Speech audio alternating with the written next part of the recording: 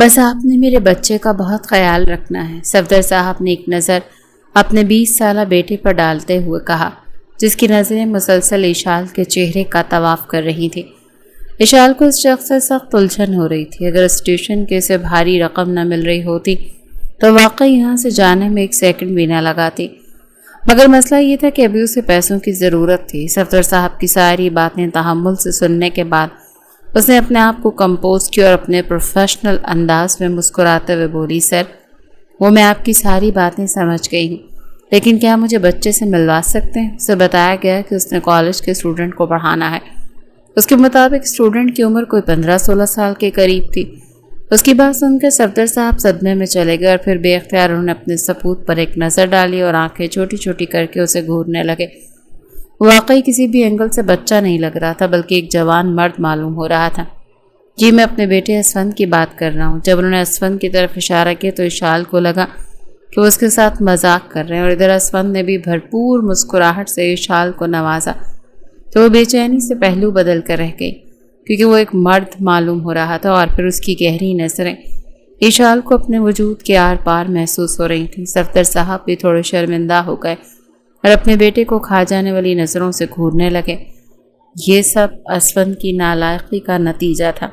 اگر 5 سال پہلے وہ کالج میں ایڈمیشن لے لیتا تو آج شاید انہیں یہ دن نہ دیکھنا پڑتا، لیکن تب تو اسفند صاحب کے ذہن پر دنیا گھومنے کا بھوت سوار تھا۔ وہ اپنے بیٹے کا تعارف کروا کر وہاں سے جا چکے تھے اور اب اس کمرے میں صرف اشال اور اسفند موجود تھے۔ دیکھو، اگر تمہیں میرے پاس پڑھنا ہے تو سب سے پہلے تمہیں اپنی آنکھوں کو کنٹرول کرنا ہوگا۔ یہ سن کر اسفند اسے معصومانہ انداز میں دیکھنے لگا۔ میڈم، وہ سب تو ٹھیک ہے، لیکن مجھے اتنا بتائیں کہ میری نظروں کا کیا قصور ہے؟ اس کا بچگانہ انداز اشال کو بہت ہی برا لگ رہا تھا۔ شٹ اپ، مجھ سے فضول باتیں نہ کرو اور جلدی سے بک کھولو۔ آج سے ہی میں تمہاری پراپر کلاسز اسٹارٹ کروں گی۔ اسے سلیبس کے بارے میں سمجھانے لگی تھی اور تھوڑی دیر کے بعد اسفند نے بایو کو چیپٹر ریپروڈکشن کھولا اور اشال کے سامنے لہراتے ہوئے اپنے مخصوص معصومانہ انداز میں بولا، اشال جی، مجھے اس ٹاپک کی سمجھ نہیں آ رہی۔ پہلے تو اشال اس کے انداز مخاطب پر حیران ہوئی، پھر اسے سختی سے منع کرتے ہوئے بولی، دوبارہ مجھے میرے نام سے مت پکارنا، میں تمہاری میم ہوں۔ اسی نام سے پکارو گے تو تمہارے لیے بہتر رہے گا، ورنہ اگلی بار میں تمہیں سمجھاؤں گی نہیں بلکہ تمہارے بابا سے شکایت لگاؤں گی۔ شرم اور بے بسی کے مارے اس کے گال لال ہو رہے تھے، جبکہ اسفند بہت ہی دلچسپی سے اس کے چہرے پر پھیلے ہوئے ان رنگوں کو دیکھ رہا تھا۔ دل ہی دل میں سوچ رہا تھا کہ آخر کوئی عورت اس قدر حسین کیسے ہو سکتی ہے۔ اشال نے بایو کی کتاب کو غصے سے بند کیا اور اسے فزکس کے ٹاپک پڑھانے لگی، لیکن وہ پڑھنے کے بجائے مسلسل اشال کے چہرے کا طواف کیے جا رہا تھا۔ تقریباً 2 گھنٹے اس کے ساتھ دماغ کھپانے کے بعد جب اشال خان ولا سے باہر نکلی تو اس کی حالت خراب ہو رہی تھی۔ اسے اپنی زندگی میں بے تحاشا بدتمیز لوگ دیکھے تھے، لیکن اسفند کا لیول ہی الگ تھا۔ وہ دل ہی دل میں اس کو گالیوں سے نواز رہے تھے۔ خبیث انسان، پتہ نہیں یہ میر زادہ اپنے آپ کو سمجھتا کیا ہے، سالہ میرے بچوں کی عمر کا ہے۔ اشال نے غصے سے اونچی آواز میں بڑبڑاتے ہوئے کہا، ویسے میں اتنا بھی چھوٹا نہیں ہوں جتنا چھوٹا آپ مجھے سمجھ رہی ہیں، صرف 6 سال کا ہی تو فرق۔ یہ کہہ کر اسفند نے اس کا والٹ اس کی طرف بڑھایا اور مسکراتے ہوئے بولا، آپ یہ میرے گھر میں ہی چھوڑ کر آ گئی تھی۔ آئی ایم سوری، میں نے آپ کا ID کارڈ چیک کیا ہے اور یقین مانے آپ کسی بھی اینگل سے مجھ سے بڑی نہیں لگتی۔ اس کے بالکل قریب جا کر رکا تو اشال بے اختیار 2 قدم پیچھے کی طرف ہٹی، جبکہ اسفند اس کی سانسوں کی تپش اپنے سینے پر محسوس کر کے بری طرح سے بے چین ہو گیا تھا۔ تم سے مجھے اسی چیز کی امید تھی۔ اشال نے غصے سے اس کے ہاتھوں سے اپنا والٹ لیا اور ایک بار پھر تیز تیز قدم اٹھانے لگی۔ وہ اس وقت بحریہ ٹاؤن فیز 2 میں کھڑی تھی۔ یہاں سے اسے بس ملنا مشکل ہی نہیں ناممکن تھا اور مین گیٹ سے نکلنے کے لیے کافی اچھا خاصا پیدل سفر کرنا تھا۔ یہ سوچ سوچ کر ہی اسے رونا آ رہا تھا کہ اسفند نے اسے پیشکش کی، ویسے اشال جی، اگر آپ کہیں تو میں آپ کو آپ کے گھر ڈراپ کر سکتا ہوں، تو مجھ پر صرف ایک احسان کرو، اپنے گھر واپس چلے جاؤ۔ وہ اسے غصے سے ڈانٹتی ہوئی تیز قدم اٹھاتے وہاں سے باہر نکل آئی۔ گھر پہنچ کر جب اس نے اپنے چچا کی بیٹی کو اس کے بارے میں بتایا تو نور اپنا ماتھا پکڑ کر رہ گئی۔ یار، تم پاگل تو نہیں ہو گئی؟ اس طرح سے اس پر غصہ کرنے سے تمہیں کچھ بھی نہیں ملے گا۔ ہاں یہ ہو سکتا ہے کہ وہ تمہیں تمہاری نوکری سے نکال دیں، اتنی مشکل سے تو تمہیں اتنی اچھی ٹیوشن ملی ہے۔ نور کی باتیں سن کر اشال کا دماغ تیزی سے کام کرنے لگا۔ یہ تو اس نے سوچا ہی نہیں تھا کہ جس لڑکے کو مسلسل گالیوں سے نواز رہی ہے اسی کی وجہ سے اسے اچھے خاصے پیسے مل رہے تھے۔ اس نے اپنا سر دونوں ہاتھوں میں گرایا اور وہیں صوفے پر بیٹھ گئی۔ وہ چھوٹی سی تھی جب اس کے بابا کا انتقال ہو گیا۔ وہ اپنی بہن بھائیوں میں سب سے بڑی تھی، اسی لیے بچپن ہی سے اس کے کاندھوں پر ان کی دیکھ بھال کی ذمہ داری آ گئی تھی۔ جہاں تک اس کی امی جان کا سوال تھا تو وہ خود ایک بہت چھوٹے دل کی مالک تھی، ذرا سی بات پر پریشان ہو جاتی تھی۔ یہ تو سب شکر تھا کہ ان کے چچا کا خاندان ان کے ساتھ ہی رہتا تھا، لیکن اکثر معاملات میں اس کے چچا بھی ان کے ساتھ پرایوں والا سلوک کر جاتے تھے، جیسا کہ ایک گھر میں ہونے کے باوجود بھی دونوں خاندانوں کو اپنے اپنے کچن تھے۔ روز اس کے چچا کے کچن سے اچھے اچھے کھانوں کی خوشبو آتی تھی، مگر مجال ہے جو وہ ان کے لیے ایک پلیٹ بھی بھجوا دیں۔ ادھر اشال کے گھر میں جب بھی کوئی اچھا کھانا بنتا تو فوزیہ بیگم اپنی مہربان دل کے ہاتھوں مجبور ہو کر فوراً ہی ایک بڑی سی پلیٹ بھجوا دیتی۔ اشال اور اس کے بہن بھائی ماتھا پیٹ کر رہ جاتے، لیکن فوزیہ بیگم کا صرف ایک ہی کہنا تھا کہ اگر کوئی ہمارے ساتھ برا کرے تو ضروری نہیں کہ ہم بھی اس کے ساتھ برا ہی کریں۔ جب بھی اشال اکثر ان کو کہتی تھی کہ آپ کی لاجک ان لوگوں کے لیے بہتر ہے جن کے اندر احساس نام کی چیز ہوتی ہے، ہمارے چچا اور چچی کے سینوں میں تو دل ہی نہیں ہے، انہیں کہاں کسی چیز کا احساس ہوگا۔ اتنے سارے اختلافات ہونے کے باوجود بھی اشال کی اپنی چچی کی بیٹی سے بنتی تھی، کیونکہ وہ ان لوگوں سے کافی حد تک الگ تھی، اور دوسرا اس کا چچا زاد ارسل خان تھا۔ اشال کو دیکھ کر ہی اس کی آنکھیں چمکنے لگتی تھیں، اور یہ بات اشال بہت اچھے طریقے سے جانتی تھی، مگر اسے یہ بھی معلوم تھا کہ ان دونوں کے درمیان کچھ بھی نہیں ہو سکتا۔ نور سے اپنے جلے ہوئے دل کے پھپولے پھوڑنے کے بعد وہ بچیوں کے ٹیسٹ چیک کر کے ارادے سے اپنے پورشن کی طرف جا رہی تھی، کیونکہ وہ ٹیوٹر ہونے کے ساتھ ساتھ کالج میں پروفیسر بھی تھی۔ اچانک اسے اپنے نام کی پکار سنائی دی۔ اس نے پلٹ کر دیکھا تو وہاں پر ارسل خان اپنی بھرپور وجاہت لیے کھڑا تھا۔ بلیک کلر کی شرٹ میں اس کی چوڑی باڈی واضح ہو رہی تھی۔ اشال نے بے اختیار اس کے شانوں پر سے نگاہیں ہٹائیں۔ ارسل اس کے بالکل قریب جا کر رکا تو اشال فوراً پیچھے ہٹی۔ ارسل مزید اس کے 2 قدم نزدیک ہوا تو وہ جھنجھلاتے ہوئے بولی، یہ کیا بدتمیزی ہے، مجھ سے دور رہ کر بات کرو۔ اس کے اس انداز پر وہ کھل کر مسکرایا۔ عرصہ ہو گیا تھا تمہاری ڈانٹ سننے ہوئے، ویسے آج کل تم کہاں پر بیزی رہتی ہو؟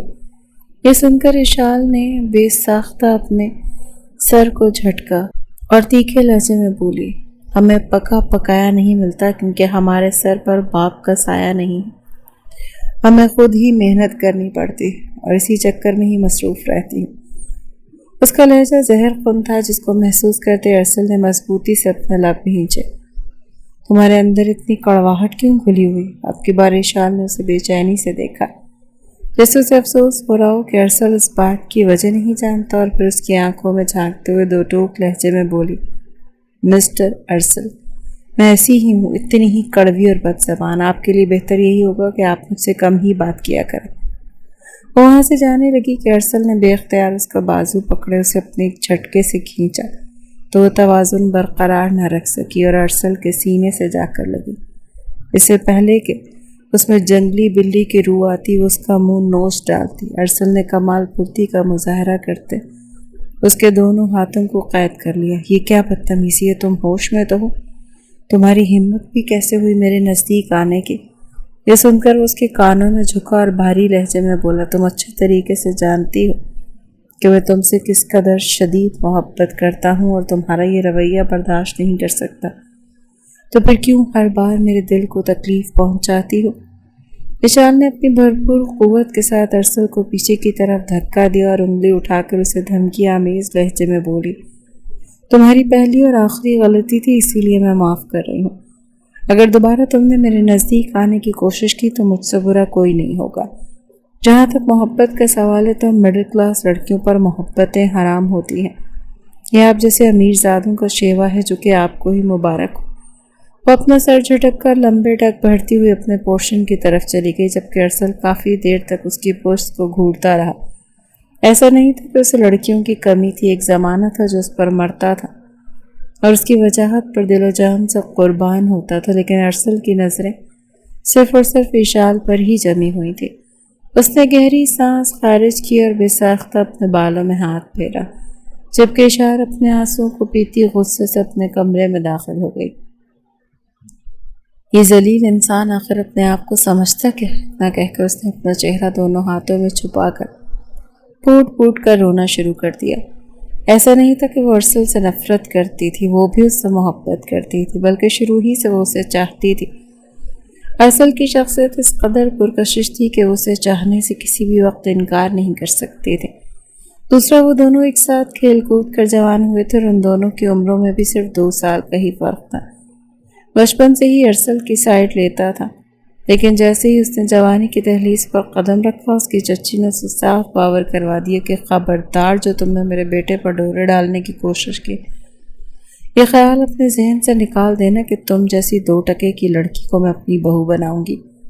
میری بہو تو کسی اعلیٰ خاندان کی لڑکی بنے گی۔ ان باتوں نے اشال کے دل کو بری طرح سے توڑ دیا اور پھر اس کے جتنے بھی جذبات تھے اس نے اپنے دل میں دبا لیے، کیونکہ اس کے لیے عزت نفس سے بڑی اور کوئی چیز نہیں تھی۔ ابھی وہ بیڈ پر لیٹی اسی بارے میں سوچ رہی تھی کہ اچانک اس کا موبائل بجا۔ نمبر دیکھے بغیر اس نے موبائل کانوں سے لگایا تو دوسری طرف ایک بھاری مخصوص مردانہ آواز اس کے کانوں میں گونجی۔ وہ ہڑبڑا کر اپنی جگہ پر اٹھ بیٹھی۔ اس کا ارادہ سامنے والے کو گالیاں دینے کا تھا، لیکن جیسے اس کے ذہن میں نور کی نصیحت گونجی تو اس نے اپنے آپ کو کمپوز کیا اور اپنے لہجے کو میٹھا بناتے ہوئے بولی، دیکھیں بیٹا اسون۔ دوسری طرف بیٹھے اسون کے وجود کو زوردار جھٹکا لگا۔ وہ اپنی جگہ پر اٹھ کھڑا ہوا اور تڑپتے ہوئے بولا، دیکھیں اشال جی، مجھے بیٹا کہہ کر نہ پکاریں۔ میں ہر چیز برداشت کر سکتا ہوں، لیکن یہ لفظ میرے لیے ناقابل برداشت ہے۔ ادھر بیٹھی اشال نے بے چینی سے اپنی پیشانی کو مسلا۔ یہ واقعی ایک بہت بڑی غلطی تھی۔ اس بات کا اسے اب شدت سے احساس ہو چکا تھا۔ ٹھیک ہے اسون، مجھے بتاؤ کیا مسئلہ ہے؟ اس نے مصلحانہ انداز میں بات کرنے کی کوشش کی۔ ادھر موجود اسون کے دل میں شدت سے یہ خیال آیا کہ اسے کہہ ڈالے کہ اسے اشال کی یاد آ رہی ہے اور اسے تھوڑی دیر بات کرنا چاہتا ہے اور اس کی آواز سننا چاہتا ہے، مگر اسے معلوم تھا کہ یہ سب کچھ کہنے پر نہ صرف اسے جوتے پڑیں گے بلکہ اشال اسے ٹیوشن پڑھانا بھی چھوڑ دے گی۔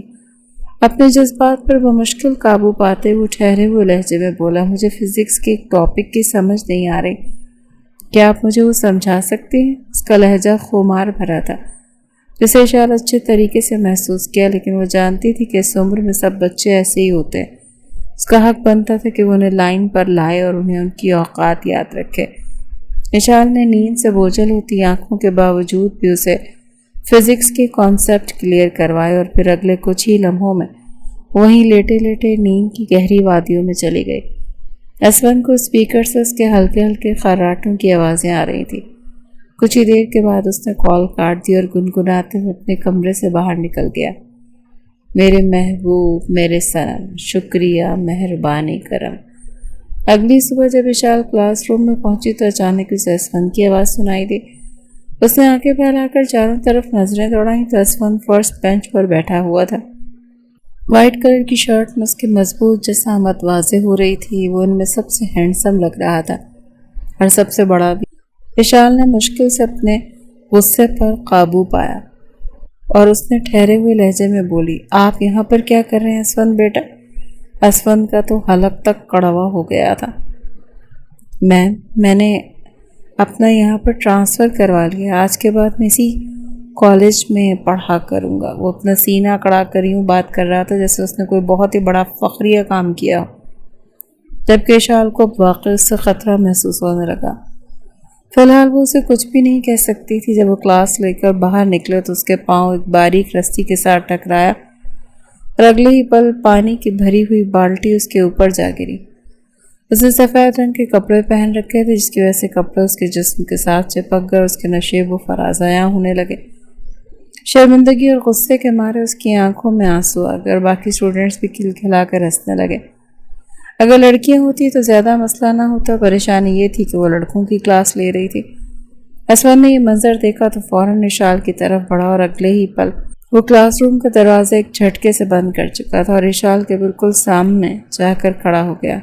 آپ اپنے دوپٹے کو پھیلا کر اچھے طریقے سے کر لیں، तब तक मैं यहीं पर हूँ, फिक्र मत करें, मेरे होते हुए यहाँ पर कोई भी नहीं आएगा। उसके सामने दीवार बनकर खड़ा था, यूं जैसे वो उसे तहफ़्फ़ुज़ देना छोटी सी कोशिश कर रहा हो। इशाल ने बेसाख्ता उसके चेहरे को देखा। असद ने एक बार भी उसके जिस्म को नहीं घूरा, हालांकि आम हालात में वो मुसलसल उसके चेहरे का तवाफ करता रहता था। दुपट्टे को सेट करके वो फ़ौरन स्टाफ रूम की तरफ भागी और दूसरी तरफ असद की नज़रों में उसका खूबसूरत सरापा नक्श हो गया और वो बेसाख्ता सोच में मुब्तला हो गया कि आखिर कोई औरत इस कदर हसीन कैसे हो सकती है। उसे लग रहा था कि वो इशाल के बारे में सोच सोच कर पागल हो जाएगा। या मेरे अल्लाह, मुझे सब्र अज़ीम अता फरमा। उसने बेसाख्ता आसमान की तरफ देखते हुए दुआ मांगी। इधर इशाल का इरादा बॉयज़ के स्कूल को छोड़ने का था। दरअसल ये प्राइवेट स्कूल था जहाँ पर वो सिर्फ 2 क्लासेस ही देती थी और इसके अलावा वो वुमेन कॉलेज में प्रोफेसर थी। ये सब कुछ वो अपनी छोटी बहन के जहेज़ के लिए कर रही थी। दरअसल में उसकी छोटी बहन को पढ़ाई से कोई ख़ास दिलचस्पी नहीं थी। इसका एक अच्छा रिश्ता आ गया जो कि आया तो इशाल के लिए था, मगर इशाल ने ये कहकर साफ इनकार कर दिया कि जब तक जवेरी की शादी नहीं होगी तब तक मैं खुद शादी नहीं करूँगी। हालांकि हकीकत इसके बरक्स थी। शाम वो दोबारा से असफन के घर में से पढ़ाने गई तो असफन यूँ तैयार होकर बैठा था जैसे किसी का वलीमा हो। इशाल को देखकर उसने अपने चेहरे पर एक भरपूर मुस्कुराहट सजाई तो वो हैरानगी का इजहार करते हुए बोली, क्या तुम किसी की शादी पर जा रहे हो? ये सुनकर असफन ने बुरा सा मुंह बनाया। क्या मतलब आपका? क्या मैं इस तरह से घर में तैयार नहीं हो सकता? इशाल ने बमुश्किल अपनी मुस्कुराहट दबाई और फिर संजीदगी से हाँ में सर हिलाते हुए बोली, बिल्कुल तुम तैयार हो सकते हो, लेकिन मुझे लगा शायद तुम किसी के वलीमे पर जा रहे हो, क्योंकि अमूमन इतना तैयार उसी वक्त हुआ जाता है। तो असवंत का मूड एकदम ख़राब हो गया, जबकि इशाल तो ये सोच कर ही आई थी कि वो फजूल हंसी मजाक नहीं करेगी। जब भी असवंत उसे पढ़ाई से हटकर बात करने की कोशिश करता तो वो टाल देती। असवंत, मेरे पास ये फजूल बातों के लिए वक्त नहीं है, आप जल्दी से अपनी पढ़ाई कंप्लीट करें, मुझे फिर यहाँ से जाना है। ये सुनकर असवंत ने बुरा सा मुँह बनाया और हल्का सा उसकी जानिब झुकते हुए बोला, मैडम कभी तो थोड़ा सा मुस्कुरा दिए करें, आखिर मुझे पढ़ाने के आपको अच्छे खासे पैसे मिलते हैं। ये सुनकर इशाल अपनी जगह पर ठिठकी और फिर एक एक लफ्ज़ पर जोर डालते हुए बोली, आप बिल्कुल ठीक कह रहे हैं, मुझे पढ़ाने के पैसे मिलते हैं ना कि मुस्कुराने के। इससे पहले कि वो मज़ीद कुछ कहती अचानक ही उसकी नज़र ज़मीन पर चलती हुई छिपकली पर पड़ी और इशाल को अपनी सांसें रुकती हुई महसूस हुई। वो जितनी मर्जी बहादुर बनने की एक्टिंग क्यों न कर लेती, लेकिन छिपकली को देखकर ही उसकी कांपें टांगने लगती थी। अभी भी उसके वजूद को खौफ से लड़ता हुआ देखकर असफन को हैरत का झटका लगा। मैम आप ठीक तो हैं? उसने इतना ही कहा था कि अगले ही पल छिपकली ने भी छलांग लगा दी, जो कि अमूमन कम वाक़यात में ही होता था, और उसके साथ इशाल ने भी छलांग लगाई। वो डर के मारे सोफे पर चढ़ गई और उछलने लगी। असफन एक पल के लिए तो घबरा गया, लेकिन जब वजह उसकी समझ में आई तो उसके लबों पर शैतानी मुस्कुराहट फैल गई। असफन इसको यहाँ से भगाओ प्लीज़, इसको जल्दी से बाहर निकालो। ये सुनकर असफन इत्मीनान से सोफे पर टांग चढ़ाकर बैठा और कांधे उचकाते हुए बोला, वो मेरी फुप्पो की बेटी नहीं है मैडम, जो मेरी बात मान लेगी वो अपनी मर्जी से यहाँ से जाएगी, तब तक आपको भी इसे बर्दाश्त करना होगा। ये सुनकर इशाल ने उसे खा जाने वाली नज़रों से देखा। तुम मेरे स्टूडेंट हो, मैं तुम्हें जो कह रही हूँ खामोशी से करो। असफन ने एक बार फिर से अपने सर को झटका। आप ठीक कह रही हैं, मैं आपका स्टूडेंट हूँ, मेरा काम सिर्फ आपके पास पढ़ना है, आपकी हर बात मानना नहीं। यूँ लग रहा था जैसे वो इशाल से उसकी बातों का बदला ले रहा। असफन मैं तुम्हें आखिरी वार्निंग दे रही, वरना मैं तुम्हें फेल कर दूंगी और तुम्हारे बाबा से भी तुम्हारी शिकायत लगाऊंगी, बल्कि मैं तुम्हें ट्यूशन पढ़ाना ही छोड़ दूंगी। आखिरी धमकी वाकई कारआमद साबित हुई। असफन एहसान करने वाले अंदाज में उठा और फिर अगले ही 2 ही मिनटों में वो छिपकली को वहाँ से बाहर निकाल चुका था। इशाल अभी तक सोफे पर चढ़ी हुई थी। इशाल जी अब आप नीचे आ सकती हैं, वो वहाँ से जा चुकी है। ये सुनकर इशाल के दिल को ठंडक पहुँची और वो इत्मीनान के साथ सोफे के साथ टेक लगा कर बैठ गई। इन दोनों को बैठे हुए थोड़ी देर गुजरी थी कि अचानक ही लाइट चली गई। एक बार फिर इशाल ने ज़ोर से चीख मारी। उस दिन असफन को एहसास हुआ कि یہ محترمہ صرف غصے والی بنتی ہے، حقیقت میں یہ اندر سے بہت زیادہ ہی ڈرپوک ہیں۔ یہ لائٹ کیوں چلی گئی اسفند؟ اس بارے میں اس نے روتی ہوئی آواز میں سوال کیا تو اسفند سخت جھنجھلاہٹ کا شکار ہوا۔ وشال جی، واپڈا والے میرے چچا کے پتر نہیں ہیں جو انہوں نے مجھے اس بارے میں بتایا ہوگا۔ وہ اپنی جگہ سے اٹھا تھا تاکہ باہر جا کر جنریٹر آن کر سکے، تبھی وشال بھی صوفے سے نیچے اتری۔ وہ دونوں ایک دوسرے سے بہت ہی برے طریقے سے جا کے ٹکرائے۔ وشال کی دھڑکنیں زور سے اسفند کے سینے کے ساتھ جا کر لگی، جن کی نرمی کو محسوس کر کے ایک بار پھر اسفند کے جذبات بھڑکنے لگے۔ ادھر وشال اپنا توازن برقرار نہیں رکھ سکی۔ اس سے پہلے کہ وہ زمین بوس ہوتی، اسفند نے اس کی کمر پر ہاتھ ڈال کر اسے سنبھال لیا اور ایک جھٹکے سے اسے اپنے نزدیک کر لیا۔ وشال نے اپنے دونوں ہاتھ اسفند کے کاندھوں پر جمائے ہوئے تھے۔ وہ ابھی تک صدمے میں تھی، جبکہ اسفند اس کی سانسوں کی تپش اپنی گردن پر محسوس کر کے بری طرح ہلکان ہو رہا تھا۔ وہ ایسے بھی اس وقت اپنی عمر کے جس حصے میں تھا وہاں پر جوانی جوبن پر تھی، اوپر سے اس کی پسندیدہ عورت بھی اس کے بے حد نزدیک موجود تھی، جس کی کمر کے کروز کے ساتھ ساتھ وہ جسم کی نرمی کو بھی بہت اچھے طریقے سے محسوس کر رہا تھا۔ وشال کو جب اپنی اور اس کی حد کی زیادہ نزدیکی کا احساس ہوا تو اس سے دور ہٹنے لگی، لیکن تبھی اس کی ٹانگیں دوبارہ سے اسفند کی ٹانگوں کے ساتھ الجھی اور اب کی بار وہ دونوں ہی توازن برقرار نہیں رکھ سکے اور صوفے پر جا کر گرے۔ لاؤنج میں وسیع اندھیرا پھیلا ہوا تھا اور اب وشال صوفے پر لیٹی ہوئی تھی اور اسفند اس کے اوپر موجود تھا۔ وشال کو تو اپنا دل بند ہوتا محسوس ہو رہا تھا۔ اسفند اٹھو، میرا سانس بند ہو رہا ہے، وہ سخت جھنجھلاتے ہوئے لہجے میں بولی، اور اسی وقت اس نے اپنی دھڑکنوں پر اسفند کے ہاتھوں کا لمس محسوس کیا اور ایک سنسنی اس کے پورے وجود میں دوڑ گئی، جبکہ اسفند بھی اسے تیزی سے دور ہو کر بیٹھ گیا تھا۔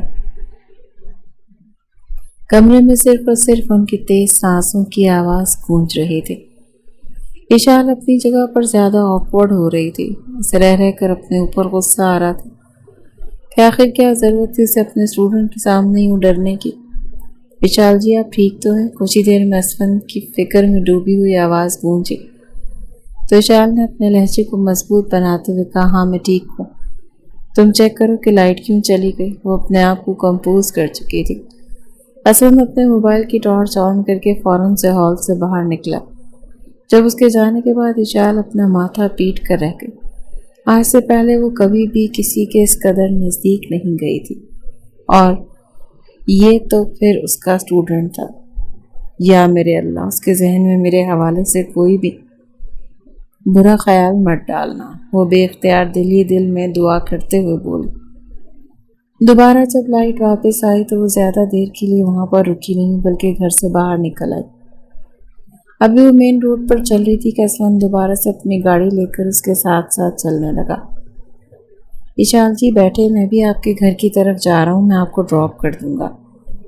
یہ سن کر وشال نے اپنے ماتھے پر خفگی بھرے بل ڈالے اور کمر پر ہاتھ رکھ کر تیکھے لہجے میں بولی، تمہیں کیسے پتا میرا گھر کہاں پر ہے؟ اور اپنی یہ پیشکش بھی اپنے آپ تک محدود رکھو، مجھے اس کی ضرورت نہیں ہے۔ یہ سن کر اسفند کے لب مسکراہٹ میں ڈھل گئے۔ میں تو آپ کے بارے میں اور بھی بہت کچھ جانتا ہوں، وہ ہولے سے انداز میں بڑبڑاتے ہوئے بولا۔ اس نے دل ہی دل میں پکا فیصلہ کر لیا تھا کہ چاہے کچھ بھی ہو جائے وہ وشال سے ہی شادی کرے گا۔ پڑھائی سے تو اسے ویسے بھی کوئی خاص دلچسپی نہیں تھی، کیونکہ شروع ہی سے اس کا ٹریڈنگ اور بزنس میں دماغ چلتا تھا، اور ابھی بھی 20 سال کا ہونے کے باوجود بھی وہ اپنے باپ کے برابر ہی کما رہا تھا، اپنی مرضی کی زندگی گزار رہا تھا، اور یہی تو تھی کہ کوئی اسے پوچھنے والا نہیں تھا۔ اور دوسری طرف وشال کو اس سے سخت خوف بھی محسوس ہونے لگا۔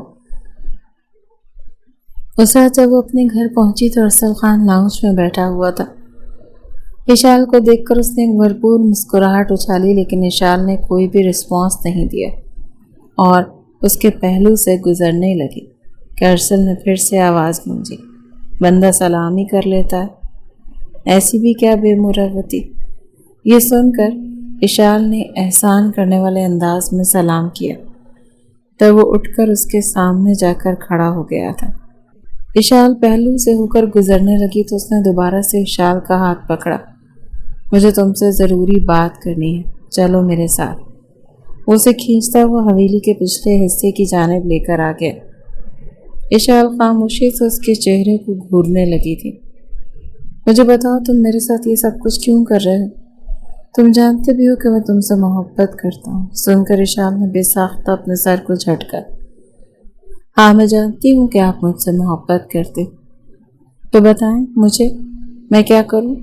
اگر میں آپ کی جگہ ہوتا، مرد ہوتا تو باخدا کب کا اسٹینڈ لے چکا ہوتا، میں اپنی محبت کو روک روک کر ذلیل نہ کر رہا ہوتا۔ اس کے لہجے میں حد سے زیادہ زہر بھرا ہوا تھا اور ادھر ارسل کا چہرہ ایک دم شرمندگی کے مارے سرخ پڑ گیا۔ تم کہنا کیا چاہتی ہو؟ میں نے جو کہنا تھا وہ میں کہہ چکی ہوں، اور اب بہتر ہی ہوگا کہ آپ اپنی محبت کو یہیں پر دفنا دیں، کیونکہ میں آپ جیسے شخص کے ساتھ کبھی بھی شادی نہیں کروں گی جو اپنے حق کے لیے لڑنا بھی نہیں جانتا۔ آپ میں اتنی ہمت تو ہے نہیں جو اپنی امی سے جا کر میرے رشتے کی بات کریں۔ بس ہر روز میرا راستہ روک کر کھڑے ہو جاتے ہیں اور مجھ سے یہ امید رکھتے ہیں کہ آپ کی موسمی محبت کا جواب محبت سے دوں تو مجھ سے یہ نہیں ہو پائے گا، تمہیں اپنے الفاظ پر پچھتانا پڑے گا۔ ارسل نے اچانک ہی بھاری لہجے میں کہا تو اشال کے لبوں پر طنزیہ سی مسکراہٹ پھیل گئی۔ آپ کی زندگی میں شامل ہو کر پچھتانے سے اچھا ہے کہ میں ساری عمر اپنے الفاظ پر پچھتاتی رہوں۔ اب کی بار ارسل نے مضبوطی سے اپنے لب کھینچے۔ میں تم سے صاف انداز میں بات کرنے کے لیے آیا تھا کہ ہم دونوں مل کر اسٹینڈ لے رہیں گے، لیکن لگتا ہے کہ تم اپنے دل میں کسی اور کو بسا کر بیٹھی ہو۔ خیر، اب میں تمہیں مزید پریشان نہیں کروں گا۔ یہ کہہ کر وہ لمبے لمبے ڈگ بھرتا ہوا وہاں سے چلا گیا تھا، جبکہ اشال بے بسی کے مارے اس کی پشت کو گھور کر رہ گئی۔ خدا کا شکر تھا کہ اس پر اسفند کی حقیقت آشکار ہو گئی تھی۔ اسے ایسے مرد شروع ہی سے زہر لگتے تھے، بلکہ اسے ایسے مردوں سے خوف محسوس ہوتا تھا جو اپنی انا کو ہر جگہ پر لے آتے، اور اشال تو ویسے بھی فی الحال ایسے کسی بھی مرد کے ساتھ زندگی گزارنے کی پوزیشن میں نہیں تھی۔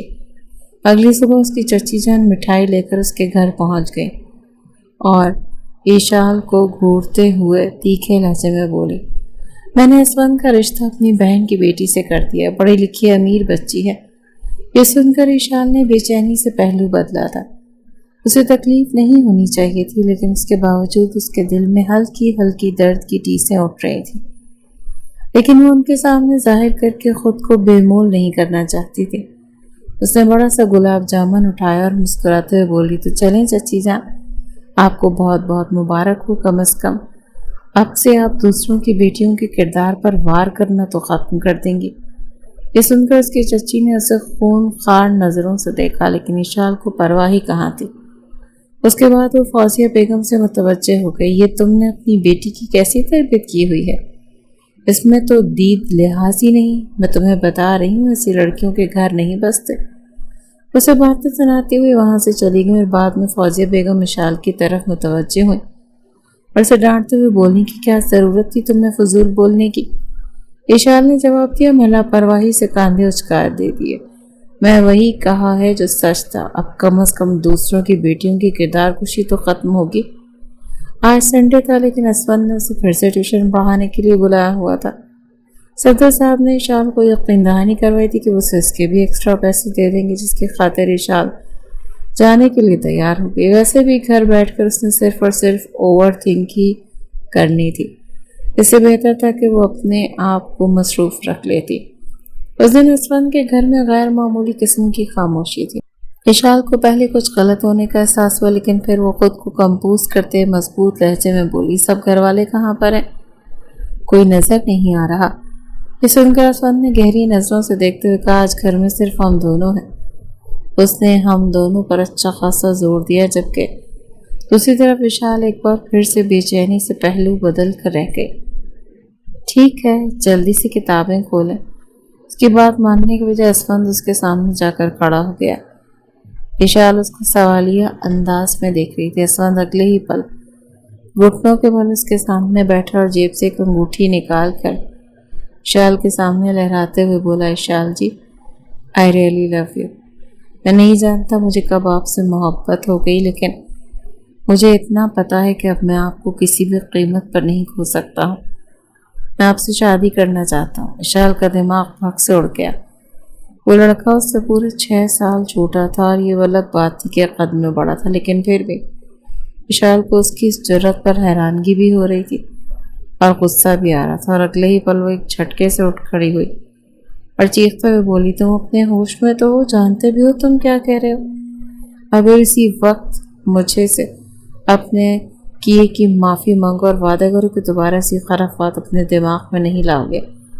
یہ سن کر ارسلان جھٹکے سے اپنی جگہ سے اٹھ کھڑا ہوا اور معافی مانگنے کے بجائے مضبوط لہجے میں بولا، میں نے کوئی گناہ نہیں کیا ہے، محبت کی ہے آپ سے۔ اگر تمہارے باپ کو پتہ چل گیا تو وہ تمہاری ٹانگیں توڑ دیں گے اور تمہارے ساتھ ساتھ وہ مجھے بھی جان سے مار ڈالیں گے۔ اشال کی آنکھیں بے بسی کے مارے آنسوؤں سے بھیگنے لگی۔ ایک تو پہلی اس کی زندگی میں اتنے سارے مسئلے تھے اور اوپر سے اسفند میں اسے پریشان کر رہا تھا۔ مجھے اندازہ ہو گیا مجھے یہاں پر کام ہی نہیں کرنا چاہیے۔ وہ وہاں سے نکلنے ہی لگی کہ اسفند نے اس کی کلائی پکڑی اور اسی وقت اشال کا ہاتھ اٹھا تھا اور اس کے چہرے پر نشان چھوڑ گیا۔ مجھے امید ہے یہ تھپڑ تمہیں ساری زندگی یاد رہے گا۔ تم سوچ بھی نہیں سکتے کہ مجھے تم سے کتنی نفرت ہے۔ دوبارہ مجھے کبھی بھی اپنی شکل مت دکھانا، تم اس قابل ہی نہیں کہ تمہارے ساتھ نرمی والا سلوک کیا جائے، بلکہ تم سارے امیر ذاتی ایک جیسے ہوتے ہو۔ روتی اس کے گھر سے باہر نکل گئی جبکہ اسفند کافی دیر تک اپنی جگہ پر جم کر کھڑا رہا۔ اس نے اپنا ہاتھ ابھی تک اپنے گالوں پر رکھا ہوا تھا۔ آج سے پہلے کسی نے بھی اس پر ہاتھ نہیں اٹھایا تھا۔ وہ اپنے پیرنٹس کا اکلوتا بیٹا تھا اور بچپن ہی سے اس نے جس چیز کی ضد کی تھی اس کے پیرنٹس نے اسے وہ چیز لا کر دے دی تھی، لیکن ابھی وہ ایک بات فراموش کر رہا تھا کہ اشال کوئی چیز نہیں تھی بلکہ وہ جیتا جاگتا وجود تھی۔ وہ دل ہی دل میں اپنے آپ سے مخاطب ہوتے ہوئے بولا، اشال جی، آپ کو تو میں حاصل کر کے ہی رہوں گا، چاہے اس کے لیے مجھے کسی بھی حد تک کیوں نہ جانا پڑے۔ اشال کس طرح سے واپس گھر پہنچی اس بارے میں صرف اسے معلوم تھا۔ اگلے 2 دنوں تک وہ بیمار ہی تھی اور کالج بھی نہیں جا سکی۔ پھر جب اس کی طبیعت تھوڑی سی سنبھلی تو اسے احساس ہوا کہ اب مزید تو چھٹیوں کی گنجائش نہیں، لیکن وہ کالج جا کر اسفند کا سامنا نہیں کرنا چاہتی تھی۔ شکر تھا کہ اس دن اسفند نہیں آیا۔ وہ غیر ارادی طور پر مسلسل اسی کے بارے میں سوچ رہی تھی۔ اس کی بیوقوفی کی وجہ سے ایک اچھی خاصی ٹیوشن بھی اشال کے ہاتھوں سے نکل گئی تھی۔ ابھی وہ اپنی اسی الجھن میں ڈوبی ہوئی تھی کہ روڈ کے کنارے کھڑی تھی کہ اچانک ہی ایک بلیک کلر کی پراڈو کے پاس آ کر رکی۔ اسے سنبھلنے کا موقع ہی نہیں ملا اور ایک نقاب پوش لڑکا پراڈو سے باہر نکلا اور اگلے ہی پل وہ اشال کا ہاتھ پکڑ کر اسے گاڑی کے اندر دھکیل چکا تھا اور کچھ ہی دیر میں اشال ہوش و حواس سے بیگانی ہو گئی تھی۔ جب اسے دوبارہ سے ہوش آیا تو وہ ایک عالیشان کمرے میں موجود تھی۔ اسے اپنا سر چکراتا ہوا محسوس ہو رہا تھا۔ یا میرے اللہ، میں کہاں پر آ گئی؟ اس نے اپنے دکھتے ہوئے سر کو بمشکل سنبھالا۔ جب وہ کچھ سوچ سمجھنے کے قابل ہوئی تو اس کا دماغ میں دھماکہ ہوا۔ وہ اٹھ کر دروازے کی طرف بھاگی، لیکن اسی وقت دروازہ کھلا اور اسفند مضبوط قدم اٹھاتا ہوا اندر داخل ہوا۔ اشال کو بکھرے ہوئے حلیے میں دیکھ کر اس کے لبوں پر دل فریب سی مسکراہٹ پھیل گئی، جبکہ اشال اسے دیکھ کر مکمل طور پر منجمد ہو گئی۔ کیا تم مجھے یہاں پر لے کر آئے ہو؟ بکلاتے ہوئے لہجے میں بمشکل بولی۔ ہاں، میں آپ کو یہاں پر لایا ہوں اور کچھ ہی دیر میں مولوی بھی آنے والا ہے، ابھی ہم دونوں کا نکاح ہوگا۔ اشال نے دوبارہ سے غصے سے اس پر ہاتھ اٹھانا چاہا، لیکن اب کی بار اسفند نے اس کا ہاتھ تھام لیا اور اس کے قریب ہو کر اس کی آنکھوں میں جھانکتے ہوئے بولا، بہت ہی بری بات ہے، اپنے ہونے والے شوہر پر ہاتھ نہیں اٹھاتے، اور آپ اگر یہ سوچ رہی ہیں کہ میں دوبارہ سے آپ کی یہ غلطی معاف کر دوں گا تو یہ آپ کی غلط فہمی ہے اشال۔ یہ سن کر اسفند بے بسی سے رونے لگی تھی۔ آخر تم میرے ساتھ ایسا کیوں کر رہے ہو؟ میں نے تمہارا کیا بگاڑا ہے؟ ذرا سے تو ہوش کے ناخنوں میں تم سے پورے 6 سال بڑی ہوں۔ یہ سن کر اسفند نے اس کے کاندھے کو تھام کر اسے اپنے ساتھ شیشے کے سامنے کھڑا کیا اور اس کے کانوں میں جھکتے ہوئے بھاری لہجے میں بولا، ذرا آپ اپنے آپ کو دیکھیں، پھر مجھے دیکھیں۔ آپ مجھ سے 6 سال بڑی ہونے کے باوجود مجھ سے 6 سال چھوٹی لگ رہی ہیں۔ جہاں تک اس عمر کا تقاضا ہے تو فکر مت کریں، میں آپ کے حقوق بہت اچھے طریقے سے پورے کروں گا اور آپ کو کبھی بھی اپنے فیصلے پر پچھتاوا نہیں ہوگا۔ اشال کا بس نہیں چل رہا تھا کہ وہ اس لڑکے کا منہ توڑ ڈالے۔ وہ اپنے آنسو بے دردی سے صاف کرتی دو ٹوک لہجے میں بولی، میں تم سے کسی بھی طور پر نکاح نہیں کروں گی، اور یہ بات تم اپنے ذہن میں بٹھا لو اور مجھے یہاں سے جانے دو۔ نکاح تو آپ کو کرنا ہی ہوگا، ورنہ میں آپ کے بھائی کو اغوا کر لوں گا اور اسے ایسی جگہ پر بھیج دوں گا جہاں سے وہ کبھی بھی واپس نہیں آ پائے گا۔ وہ کافی سنجیدہ انداز میں اشال کو دھمکی دے رہا تھا۔ اشال کے چہرے پر صدمے کے تاثرات تھے۔ آپ جانتی اشال جی کہ میں جو کہتا ہوں وہ کرنے کی صلاحیت رکھتا ہوں۔ بہتر یہی ہوگا کہ ضد کیے بغیر خاموشی سے میری بات مان لیں۔ یہ شادی کر کے تمہیں کیا ملے گا؟ اشال بے بسی سے چلاتے ہوئے بولی، مجھے بس آپ کا ساتھ چاہیے۔ تمہارے بابا جان مجھے جان سے مار دیں گے، وہ تمہیں بھی اپنی جائیداد سے بے دخل کر دیں گے۔ اشال نے مزید ایک چھوٹی سی کوشش کی، لیکن لگ رہا تھا جیسے اسفند ہر سوال کے لیے تیار ہو کر آیا تھا۔ میرے بابا کی فکر مت کریں، میری امی اور ان کی ایج میں بھی تقریباً 5 سال کا فرق ہے۔ بابا تو خوش ہوں گے کہ میں نے ان کا ریکارڈ توڑ ڈالا۔ یہ کہہ کر وہ کھل کر مسکرا دیا۔ ادھر اشال اپنا ماتھا پیٹ کے رہ گئی۔ ایک تو پہلی اس کی زندگی میں حد سے زیادہ مسئلے تھے، اوپر سے یہ لڑکا اس کے سر پر مسلط ہو گیا تھا۔ اس کے لاکھ انکار کے باوجود بھی اسفند نے نکاح کر لیا۔ وزیر اشال پر یہ راز بھی آشکار ہو گیا کہ وہ بلا شبہ عمر میں اس سے بڑی تھی، لیکن اس کے باوجود بھی وہ حد سے زیادہ کمزور، طاقت کے معاملے میں بھی اور ہمت کے معاملے میں بھی۔ جب سب مہمان وہاں سے رخصت ہوئے تو اسفند اشال کی طرف بڑھا۔ ادھر اشال کا دل ڈوبنے لگا۔ وہ بے چینی سے پیچھے کی طرف کھسکی۔ دیکھو، میرے ساتھ فری ہونے کی کوشش مت کرنا۔ اسے یہ سب کچھ بہت عجیب لگ رہا تھا۔ اسفند نے اگلے ہی پل اس کی کمر پر ہاتھ رکھا اور اسے اپنے نزدیک کر لیا۔ اشال ایک بار پھر سے اس کے سینے کے ساتھ جا کر لگی۔ اسفند نے ٹھوڑی پکڑ کر اس کا چہرہ اٹھایا اور اسے سوچنے سمجھنے کا موقع دیے بغیر ہی اس کے ہونٹوں کو اپنی دسترس میں لے لیا۔ اس کا انداز استحقاق بھرا ہوا تھا۔ وہ ثابت کر رہا تھا کہ وہ اس پر پورا حق رکھتا ہے اور اب جب چاہے اپنا حق وصول کر سکتا ہے۔ اشال تو کافی دیر تک سنبھل ہی نہیں پائی۔ اس کے چہرے پر بے یقینی کے تاثرات پھیلے۔ یہ دیکھ کر اسفند دل ہی دل میں محسوس ہو رہا تھا، اگر آپ کو لگتا ہے میں آپ سے شرماتا ہوں تو یہ آپ کی غلط فہمی ہے۔ اشال نے اسے آنکھیں چھوٹی چھوٹی کر کے غصے سے گھورا۔ مجھے اس طرح سے نہ دیکھیں اشال جی، ورنہ میں خود پر کنٹرول نہیں رکھ پاؤں گا۔ وہ خمار بھرے لہجے میں کہتا اسے ایک بار پھر سے اپنے بازوؤں میں بھر چکا تھا۔ اشال کا قد مشکل 5 فٹ 4 انچ تھا، جبکہ وہ خود 6 فٹ اور 2 انچ تھا۔ اشال اس کے بازو میں مکمل طور پر چھپ گئی تھی۔ وہ اپنی انگلیوں سے مسلسل اس کی کمر کو سہلا رہا تھا۔ اشال کی سانسیں پھولی ہوئی تھی۔ اس پر ایک اور چیز آشکار ہو گئی کہ اسفند جو کچھ کہتا ہے وہ کر گزرنے کی صلاحیت رکھتا تھا۔ چھوڑ دو مجھے، میں فی الحال اس سب کے لیے تیار نہیں، اشال نے دھیمی آواز میں کہا تو اسفند نے بہت ہی آہستگی سے اسے خود سے الگ کر دیا۔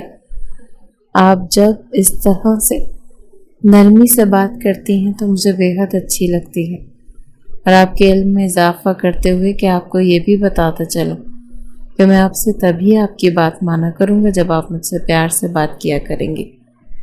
یہ کہہ کر اس نے اشال کے ہونٹوں کو انگوٹھے کی مدد سے دوبارہ سے مسئلہ تو وہ بے چینی سے پیچھے کی طرف ہٹی۔ وہ بھی ایک پل کے لیے فراموش کر چکی تھی کہ وہ اس سے عمر میں بڑی ہے، کیونکہ اسفند اسے احساس ہی نہیں ہونے دے رہا تھا۔ وہ ہر بار اس پر قابض ہو جاتا تھا، اور وہ بھی پورے حق کے ساتھ۔ کیا تم نے سوچا ہے جب تمہارے بابا کو پتہ چلے گا تو وہ تمہارا کیا حشر کریں گے؟ اشال نے ایک بار پھر سے اسے ڈرانے کی کوشش کی، جب سے اندر ہی اندر وہ خود بھی خوف کے مارے لرز رہی تھی۔ اسفند نے جواب میں کاندھے اچکائے، وہ زیادہ کچھ بھی نہیں کریں گے، بس دھوم دھام سے ہم دونوں کی شادی کروا دیں گے۔ اشال کا دل کرا تھا وہ دھاڑے مار کر رونا شروع کرتا۔ جب زمانے والوں کو پتہ چلے گا کہ وہ اپنے شوہر سے عمر میں 6 سال بڑی ہے تو سب لوگ اس پر ہنسیں گے۔ اپنے انہی خیالات کا اظہار جب اس نے اسفند کے سامنے کیا تو اس کا ہاتھ تھامتے ہوئے اسے تسلی دیتے ہوئے بولا، لوگوں کی باتوں کی مجھے کبھی بھی پرواہ نہیں رہی۔ ویسے بھی بڑی عمر کی لڑکی سے شادی کرنا کوئی گناہ تو نہیں، یہ تو سمجھداری کا کام ہے، مزے بھی زیادہ ملتے ہیں۔ بس اپنی آخری بات پر اچھا خاصا زور ڈالا تو اشال اس کو گھور کر رہ گئی۔ اسود کی نظریں بار بار بھٹک کر اس کے بھرے بھرے سینے پر جا کر رک رہی تھی، جو کہ اس کے جذبات کو بری طرح سے بہکا رہا تھا۔ خود کے کنٹرول کرنا کتنا مشکل ہوتا ہے، آج اسے اس چیز کا احساس ہو رہا تھا۔ اس کی نظریں محسوس کرتے ہٹنے ہی لگی تھی اشال کے اسود نے ایک بار پھر سے اسے اپنی قربت میں لیا اور اس کے سینے کی نرمی کو اپنے ہاتھوں میں دبا کر محسوس کرنے لگا۔ اشال کے منہ سے دبی دبی سی سسکیاں نکل رہی تھی۔ وہ ایک بار پھر سے ہلکان ہونے لگی، لیکن تبھی اسود کا موبائل بجا تو وہ ہوش کی دنیا میں واپس آیا اور اگلے 1 گھنٹے میں اسود نے اسے اس کے گھر ڈراپ کر دیا، لیکن وہ اسے یہ باور کروانا نہیں بھولا کہ وہ مکمل طور پر اشال پر حق رکھتا ہے۔ کمرے میں جانے کے بعد اشال ایک بار پھر سے اپنے بیڈ پر گر کر پھوٹ پھوٹ کر رونے لگی۔ اسے سمجھ نہیں آ رہا تھا کہ وہ اس بارے میں کس کو بتائے۔ ماضی کے سارے غم اسے ایک ساتھ یاد آ گئے۔ سب سے زیادہ غصہ اسے ارسل پر آ رہا تھا کہ اگر وہ بزدلی کا مظاہرہ نہ کرتا تو شاید آج وہ اس کی منگیتر ہوتی، لیکن تب بھی کون سا اسے کوئی فائدہ ہونا تھا۔ اسفند جیسا امیر زادہ کہاں کسی کی سن کر رکنے والا تھا۔ رات کے وقت اشال نے دل ہی دل میں فیصلہ کیا کہ وہ اسفند پر روک جمائے گی اور اس کو اپنی منمانی کرنے کی اجازت نہیں دے گی، اور یہی وہ اسے ایک حد سے گزرنے کی پرمیشن دے گی۔ اسی بارے میں سوچتے وہ گہری نیند کی وادیوں میں چلے گی کہ اچانک ہی اسے اپنے بالوں میں کسی کی انگلیوں کے لمس کا احساس ہوا اور اپنے چہرے پر تپش محسوس ہوئی۔ اس نے پٹ سے آنکھیں کھولی تو اسفند اس کے چہرے پر جھکا ہوا تھا۔ اشال تو خوف کے مارے چلانے لگی تھی کہ اسفند نے مضبوطی سے اس کے لبوں پر اپنا ہاتھ جمایا اور اسے خفگی سے گھورتے ہوئے بولا، کیا کر رہی ہے اشال جی؟ کیا سب کو جگانے کا ارادہ ہے؟ سن کر اشال نے اسے تیکھی نظروں سے دیکھا۔ تم یہاں پر اس وقت کیا کر رہے ہو؟ مجھے آپ کی یاد آ رہی تھی، اسی لیے آپ سے ملنے کے لیے چلا آیا۔ یہ کہہ کر اسفند نے اس کے بالوں کی لٹ کو اپنی انگلی کے گرد لپیٹ کر گھمایا تو اشال نے بے ساختہ جھرجھری لی اور اسے ایک بار پھر سے سمجھانے کی کوشش کرنے لگی۔ دیکھو اسفند، میں سمجھتی ہوں کہ ابھی تمہاری عمر ایسی ہے اور تم جذباتی ہو جاتے ہو، لیکن زندگی بھر کے فیصلے ایسے نہیں ہوتے۔ شادی کوئی گڈے گڑیا کا کھیل نہیں۔ اسفند نے اگلے ہی پل اشال کے لبوں پر انگلی رکھ دی۔ میں آپ سے بھی زیادہ بہتر طریقے سے جانتا ہوں اشال جی، میں نے یہ فیصلہ بہت سوچ سمجھ کر کیا ہے۔ اس سے پہلے کہ مزید کچھ کہتا اشال یکدم ہی پھٹ پڑی۔ بس بہت ہو گیا، اب اس کے بعد ایک لفظ بھی نہیں کہنا۔ اسفند نے مضبوطی سے اپنے لب بھینچ لیے۔ دوسری اور اہم بات یہ، مجھے اپنا کھلونا سمجھنے کی غلطی کسی بھی صورت نہ کرنا۔ میں اگر ابھی چاہوں تو پولیس میں جا کر تمہارے خلاف رپورٹ درج کروا سکتی ہوں۔ اسفند نے یہ سنا تو اطمینان سے بیٹھ کے ساتھ ٹیک لگاتے ہوئے بولا، تو پھر جائیں، جا کر رپورٹ کروائیں۔ یقیناً آپ اس دنیا کی پہلی بیوی ہوں گی جو یہ کام کرے گی۔ اشال نے درمیان میں اس کی بات کاٹی۔ تم نے آخر بیوی کے رشتے کو کیا سمجھ لیا ہے؟ اگر تمہیں لگتا ہے کہ یہ صرف جسمانی لذت ہے تو یہ تمہاری بہت بڑی غلط فہمی ہے۔ میاں بیوی کا رشتہ اس سے بہت آگے بڑھ کر ہوتا ہے، لیکن تمہیں اس بارے میں کیا پتا؟ تم تو ابھی ایک چھوٹے سے بچے ہو جسے اپنے آپ کو سنبھالنا بھی نہیں آتا۔ مجھے کیا سنبھالے گا؟ یہ باتیں سن کر اسفند کی انا کو چوٹ پہنچی۔ وہ ایک جھٹکے سے اپنی جگہ پر اٹھ بیٹھا اور تیکھے لہجے میں بولا، میں کوئی چھوٹا بچہ نہیں، بہت اچھے طریقے سے جانتا ہوں کہ کیا کر رہا ہوں۔ اب کی بار اشال طنزی انداز میں مسکرا دی۔ اگر تمہیں پتا ہوتا تو کبھی بھی ایسی بیوقوفی نہ کرتے، اور ہاں، تم بچے ہونے کے ساتھ ساتھ ایک بزدل انسان بھی ہو، کیونکہ جو مرد ہوتا ہے نا، وہ ڈنکے کی چوٹ پر شادی کرتا ہے، سب لوگوں کے سامنے اپنی بیوی کو قبول کرتا ہے، لیکن تم جانتے ہو تم ابھی بھی اتنی ہمت نہیں کہ مجھے ساری دنیا کے سامنے قبول کر سکو، اور یہ فیکٹ ہے۔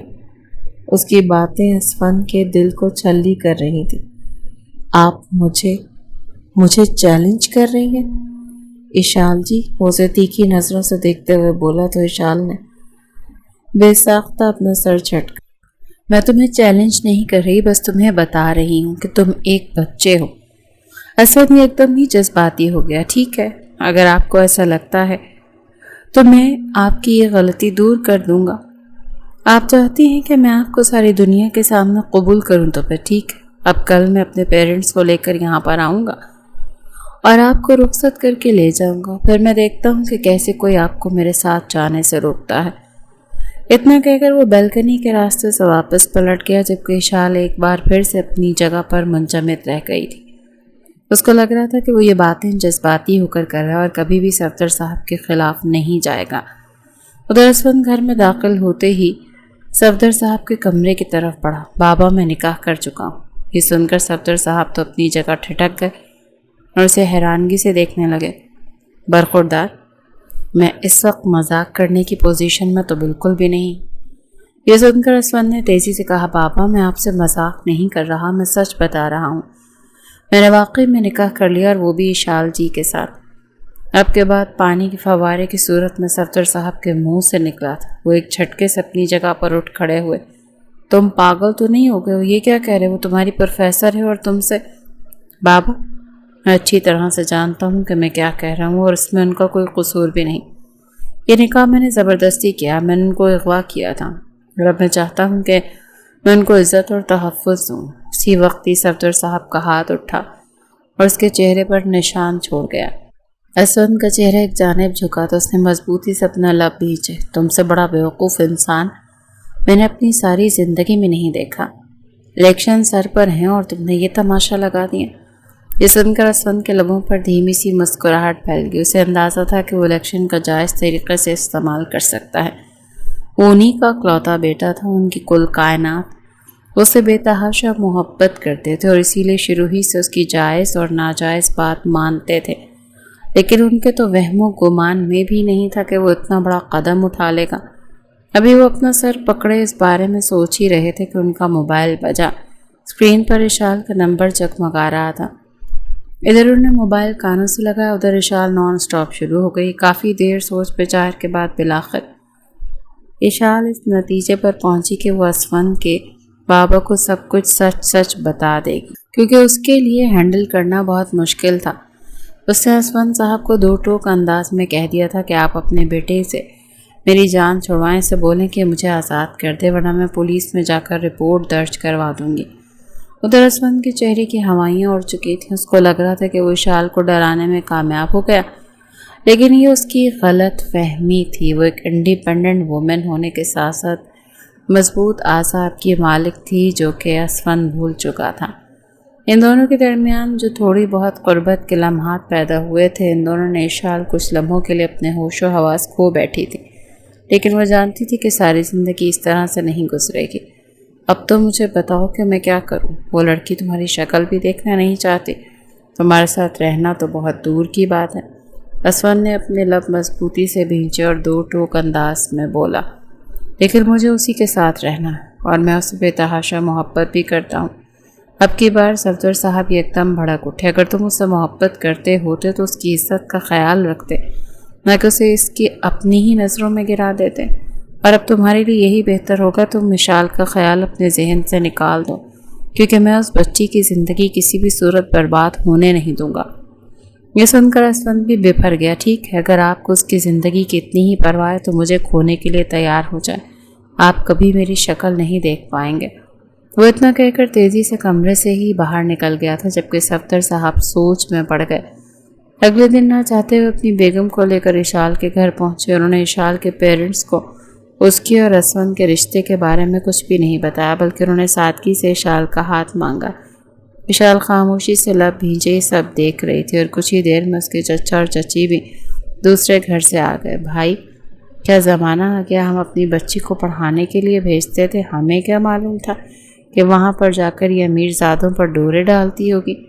اشال نے یہ سنا تو یہ ایک دم بھڑک اٹھی۔ چچی جان، اپنی زبان سنبھال کر بات کریں، آپ اس وقت میرے بارے میں بات کر رہی ہیں، نہ کہ اپنی بیٹی کے بارے میں۔ کہنا کیا چاہتی ہو تم؟ اس کی چچی نے بھی لڑتے ہوئے میدان میں اتر آئی۔ اشال نے آج سارے لحاظ سائٹ پر رکھنے کا فیصلہ کیا۔ دراصل ارسل کی پلے گرل تھی، جو سب سے بڑی بہن تھی، وہ پلے گرل اس نے اپنی محبت کے جال میں پھنسایا ہوا تھا۔ اشال نے غصے میں آ کر ندا کے سارے راز فاش کر دیے تھے، جس کی وجہ سے نور بھی اس سے ناراض ہو گئی تھی۔ لیکن اشال کو کوئی فرق نہیں پڑ رہا تھا۔ کچھ ہی دیر کے بعد صفدر صاحب نے اشال اور اسفند کا سادگی سے نکاح کروا دیا۔ ان کو لگ رہا تھا یہ صرف کچھ دنوں کا کھیل ہوگا، تماشا ہوگا۔ اشال کے گھر والوں نے اس بات پر زیادہ اعتراض نہیں کیا کیونکہ صفدر صاحب کی طرف سے انہیں اچھی خاصی رقم ملی تھی، وہ اسی پر ہی راضی ہو گئے تھے۔ اس دن اشال کو حقیقی معنی میں افسوس ہوا۔ جن رشتوں کو سب سے زیادہ مخلص سمجھتی تھی ان رشتوں نے بھی اس کے ساتھ دھوکہ کیا۔ رات وہ دلہن بنی اسفند کے کمرے میں بیٹھی ہوئی تھی۔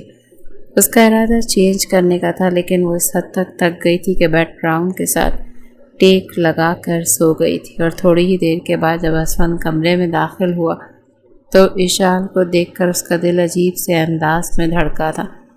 وہ دشمن جہاں پورے حق کے ساتھ اس گھر میں، اس کے کمرے میں، اس کے بستر پر موجود تھے۔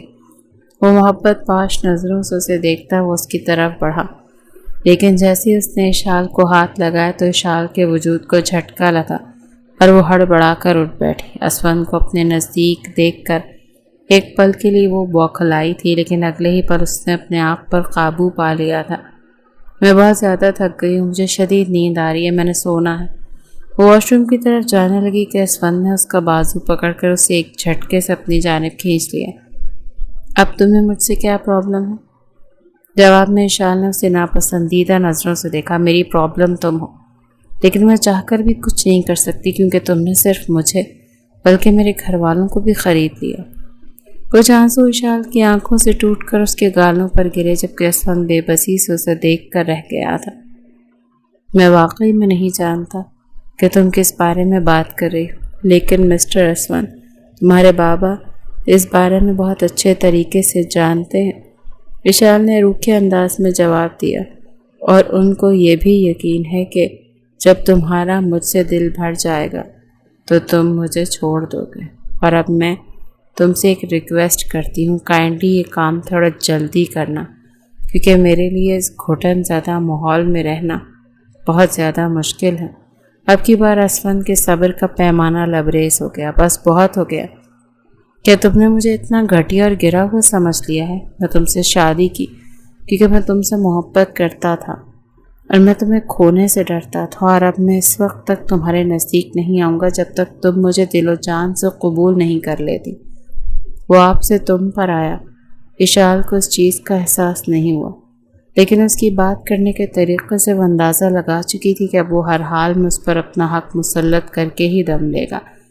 اشال نے کالج جانا چھوڑ دیا اور اب وہ پورا دن گھر میں ہی رہتی، جہاں پر اسفند کی امی اسے صبح شام تانے دیتی رہتی، جن کو اپنے کان لپیٹ کر سنتی رہتی کیونکہ اب اسے اس چیز کی عادت ہو گئی تھی۔ دوسرا اس نے باہر کی اسکالرشپ کے لیے بھی اپلائی کرنا سٹارٹ کر دیا تھا۔ جہاں تک اس کے گھر والوں کا سوال تھا تو صفدر صاحب ہر مہینے ایک موٹی رقم اس کے حوالے کر دیتے جو کہ اس کے گھر والے بغیر کسی تردد کے لیتے تھے۔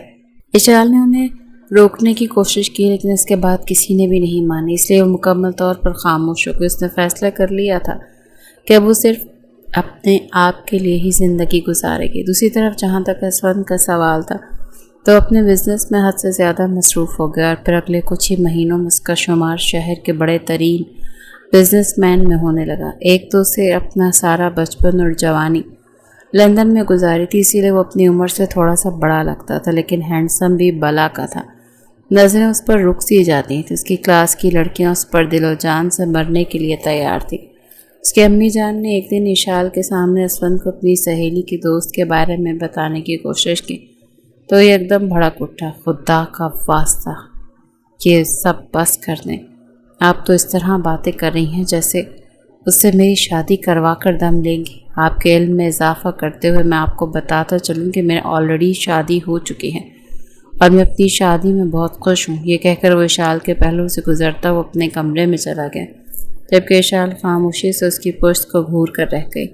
یہ سچ تھا کہ اسفند اس کی بہت عزت کرتا تھا، اس کی چھوٹی بڑی ضرورت کا خیال رکھتا تھا اور روز رات کو سونے سے پہلے اسے معافی بھی مانگتا تھا۔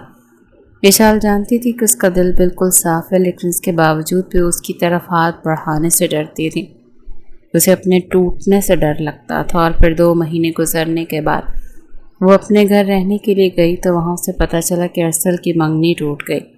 اس کی ارسل سے ملاقات بھی ہوئی، اس کی حالت دیکھ کر حیران رہ گئی کیونکہ یہ ارسل تو نہیں تھا جو ہمیشہ فریش نظر آتا تھا۔ وہ دونوں بیٹھے باتیں کر رہے تھے، ان کے محبت کے علاوہ بھی ان دونوں کے درمیان ایک رشتہ تھا۔ وہ دونوں ایک دوسرے کے کزن تھے۔ تب ارسل اسے اپنی نظروں کے حصار میں لیتے ہوئے بولا، میں جانتا ہوں تم اس شادی سے خوش نہیں ہو، اور خوش کیسے ہو کہ وہ تم سے چھوٹا بھی تو ہے، اور وہ کبھی بھی تمہیں وہ خوشیاں نہیں دے سکتا جس کی تم حقدار ہو۔ یہ سن کر اشال کو تھوڑا سا برا محسوس ہوا، کیونکہ ایک بات جو اس نے ایکسپیرینس کی تھی وہ یہ تھی کہ جب سے وہ اسفند کی زندگی میں گئی تھی تب سے اس کی زندگی سے بلا وجہ کی ٹینشنز ختم ہو گئی تھی، اور جو تھوڑی بہت ٹینشنز تھی ان کو وہ کسی خاطر میں نہیں لاتی تھی۔ مسٹر ارسل، آپ کو غلط فہمی ہوئی ہے، میں شادی سے بہت خوش ہوں۔ اس نے شادی پر اچھا خاصا زور دیتے ہوئے کہا تو وہ عجیب سے انداز میں ہنسنے لگا۔ تم مجھ سے جھوٹ نہیں بول سکتی، تمہاری آنکھیں سب کچھ بتا رہی ہیں۔ اگر تم چاہو تو ہم اب بھی ایک نئی زندگی کی شروعات کر سکتے ہیں۔ میں ابھی بھی تم سے نکاح سے پہلے کو مزید کچھ کہتا ہے۔ اشال غصے سے اپنی جگہ پر اٹھ کھڑی ہوئی۔ خبردار، جو تم نے دوبارہ ایسی کوئی بھی بات اپنے منہ سے نکالی، میں تمہیں پہلے بھی سمجھایا تھا کہ میں تم سے شادی کسی بھی صورت نہیں کروں گی، اور اب جب کہ میں شادی شدہ بھی ہوں تو تمہیں ذرا بھی شرم نہیں آ رہی مجھے اس طرح کی پیشکش کرتے ہوئے؟ وہ غصے سے چلا رہی تھی کہ اچانک اسے باہر گاڑی کے رکنے کی آواز سنائی دی۔ وہ فوراً سے پہچان گئی کہ اسفند آیا ہے، اور اگلے ہی پل وہ تیز قدم بڑھاتی بیرونی دروازے کی طرف بڑھی۔ جیسے ہی اسفند گھر کے اندر داخل ہوا، اشال اگلے ہی پل اس کے گلے لگ گئی تھی۔ اسفند کو ایک پل کے لیے اپنی آنکھوں پر یقین نہیں آیا، اور کچھ ہی دیر کے بعد اشال اس سے الگ ہوئی۔ کیسے ہیں آپ؟ اس نے مسکراتے ہوئے سوال کیا۔ اسفند کو لگ رہا تھا کہ وہ غش کھا کر بے ہوش ہو جائے گا، لیکن کمبخت بے ہوشی بھی طاری نہیں ہوئی تھی۔ کچھ ہی دیر کے بعد اشال اس کا ہاتھ تھام کر لاؤنج کے اندر چلی گئی، لیکن وہاں ارسل کی نظروں سے اوجھل ہوتے ہی اشال نے اس کا ہاتھ ایک جھٹکے سے چھوڑا تو اسفند کو تھوڑا برا لگا۔ اس نے اشال کا ہاتھ تھامنے کی کوشش کی تو اسے گھور کر رہ گئی۔ اس کے اس انداز پر ششو پنج میں مبتلا ہو گیا تھا۔ یا میرے اللہ، مجھے اس لڑکی کو سمجھنے کے لیے عقل عطا فرما، وہ بے ساختہ دعا کرتے ہوئے بولا۔ رات کے وقت بھی اشال کا انداز پھر سے اکھڑا اکھڑا تھا۔ کیا دن کے وقت تمہاری طبیعت خراب تھی؟ اسفند پوچھے بغیر نہ رہ سکا۔ اشال اس کی بات کے مطلب کو بہت اچھے طریقے سے سمجھ گئی تھی، اسی لیے مسکراہٹ دباتے ہوئے کہنے لگی، میں تو بالکل ٹھیک تھی، لیکن آپ کیوں پوچھ رہے ہیں؟ یہ سن کر وہ گڑبڑا گیا۔ نہیں، میں بس ویسے ہی پوچھ رہا ہوں۔ اگر دن کے وقت تمہاری طبیعت ٹھیک تھی تو اس کا مطلب یہ ہے کہ ابھی تمہاری طبیعت خراب ہے۔ اللہ تعالیٰ تمہارے ذہن کو صحت عطا فرمائے۔ وہ گہری سانس خرچ کرتا ہوا بیڈ پر لیٹ گیا، جبکہ اشال سیدھی ہو کر بیٹھ گئی تھی۔ آپ کے کہنے کا مطلب کیا ہے؟ کیا آپ مجھے ذہنی بیمار کہہ رہے ہیں؟ وہ لڑنے مرنے کے لیے میدان میں اتر آئے تو اسفند نے فوراً سے کانوں کو ہاتھ لگایا۔ اللہ معاف کرے مجھے، میں تو ایسا سوچ بھی نہیں سکتا۔ اشال دوسری طرف رخ پھیر کر پھر سے مسکرا دی۔ چند لمحے یوں ہی خاموشی کی نظر ہو گئے تھے۔ ایک بار پھر اسے اسفند کی آواز گونجی، آخر ہم دونوں کے درمیان یہ سب کچھ کب تک چلتا رہے گا؟ اس کا اشال کے پاس بھی جواب نہیں تھا، نہ ہی اس نے جواب دیا۔ اگلے کچھ دنوں میں وہ دور رہنے کے باوجود بھی اسفند کی طرف متوجہ ہوتی جا رہی تھی اور اس کی ذات میں دلچسپی لینے لگی۔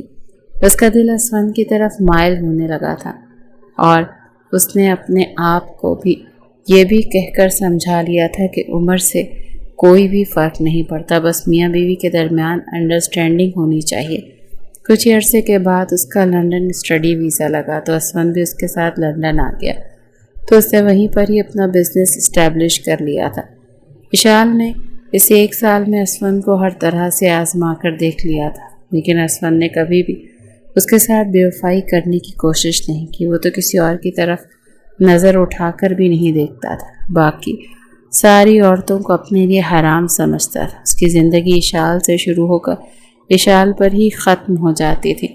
جب محترمہ کو اس چیز کا احساس ہوا تو اس کا دل خوشی سے جھوم اٹھتا تھا، اور پھر اس نے اسفند کو معاف کرنے کا بھی فیصلہ کر لیا۔ اور ایک دن وہ دونوں ساحل سمندر پر واک کر رہے تھے جب اسفند نے معمول کی طرح سے یہی سوال پوچھا کہ آخر کب تک تم مجھ سے ناراض رہو گی؟ یہ سن کر وہ کھل کر مسکرائے اور آنکھیں ٹمٹماتے ہوئے بولی، آپ کو کس نے کہا کہ میں آپ سے ناراض ہوں؟